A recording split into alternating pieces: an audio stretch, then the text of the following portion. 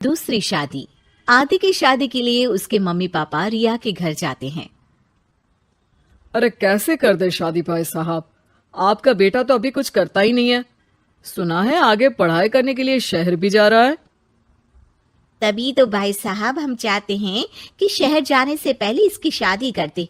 और कमाने का क्या है, हर कोई तो पढ़ लिख कर कमाता ही है। हाँ हाँ, और गांव का सबसे बड़ा मकान और समृद्ध परिवार से है आदि। मुझे तो समझ में ही नहीं आता, इतनी जल्दी शादी। रिया भी अभी पढ़ रही है, इतनी अच्छी है वो पढ़ाई लिखाई में, कैसे शादी कर दूं? आप लोग थोड़ा समय दे।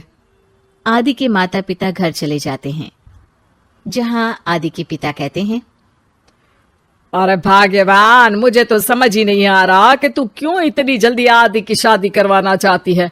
पढ़ लिख कर कमाई धमाई करने लायक हो जाए तो फिर कर देना शादी। अरे आप चुप रहिए। रिया जैसी लड़कियों के लिए शादी के रिश्तों की कमी है क्या? इतनी सुंदर, संस्कारी, पढ़ी लिखी और अच्छी परवरिश वाली लड़की है वो। मैं तो छोड़ ही नहीं सकती ये रिश्ता किसी भी कीमत में। बता दे रही हूँ, रिया की शादी आदि से ना कराई ना तो मैं जहर खाकर जान दे दूंगी। पूरे गांव में नाम है उन लोगों का, नौकर चाकर कितने लगे हैं उनके घर में। अरे मेरी बेटी तो राज करेगी, राज। और इस तरह ना चाहते हुए भी रिया की शादी आदि से हो जाती है। अरे बेटी, ये ले तेरी किताबें, पढ़ाई बिल्कुल ना छोड़ना। तू तो मेरी गर्व करने वाली बहू है, बड़ा नाम है तेरा गांव में। हाँ, आखिर पसंद किसने किया है रिया को आदि के लिए? आदि को गांव की रिया इतनी पसंद नहीं होती है।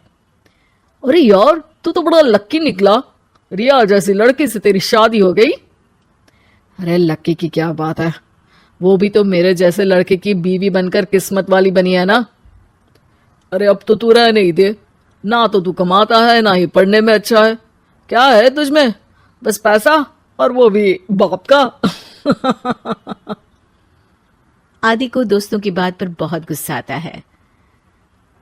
पिताजी, मैं शहर जाना चाहता हूँ आगे की पढ़ाई के लिए। अरे बेटा, लेकिन यहाँ की पढ़ाई तो पहले पूरी हो जाए। नहीं नहीं, अब मैं किसी भी हालत में शहर में ही रहकर पढ़ाई करूंगा। रिया को आदि का ये व्यवहार अजीब लगता है कि अचानक नई शादी के बाद आदि ऐसा क्यों बोल रहा है। खैर, आदि पढ़ाई के लिए शहर चला जाता है और रिया गांव में रहकर सास ससुर की सेवा करती और बचे वक्त में पढ़ाई। अरे देखो, दामाद जी तो शहर चले गए, हमारी बेटी बेचारी अकेली रह गई। उसे कुछ दिनों के लिए यहीं बुला लाओ ना।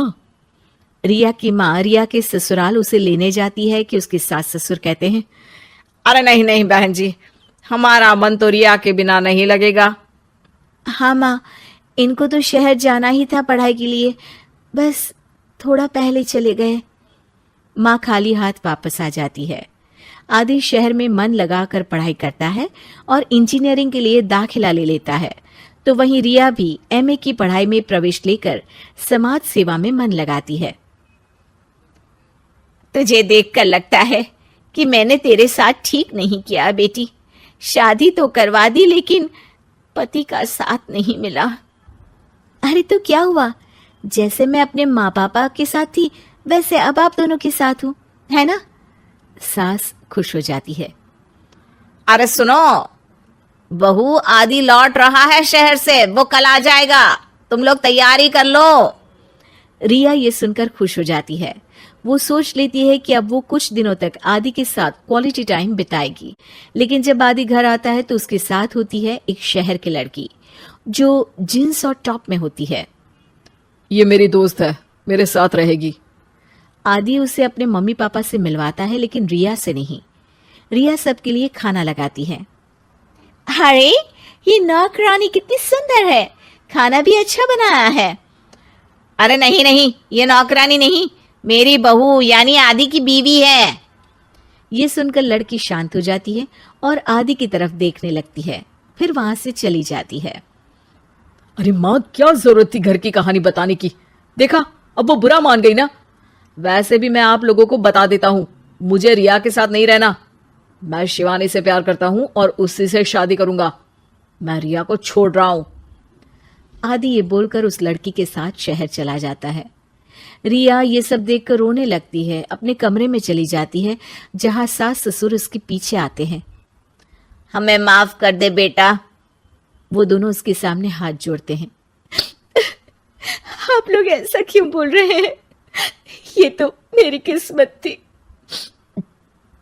पर अब मैंने सोचा है कि मैं भी आगे पढ़ाई करके आगे बढ़ूंगी।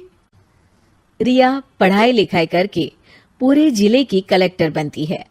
आदि उसे छोड़कर शिवानी से शहर में ही शादी कर लेता है। फिर एक दिन रिया के ससुराल में, अरे बेटी रिया, तुझसे मिलने कोई आया है। कौन है माँ? हमें आपकी बहू के बारे में सब पता है। मैं आप लोगों से अपने बेटे के लिए आपकी बहू का हाथ मांगने आई हूं। रिया के सास ससुर और माता पिता ने मिलकर ये फैसला किया था कि वो रिया की शादी करवा देंगे।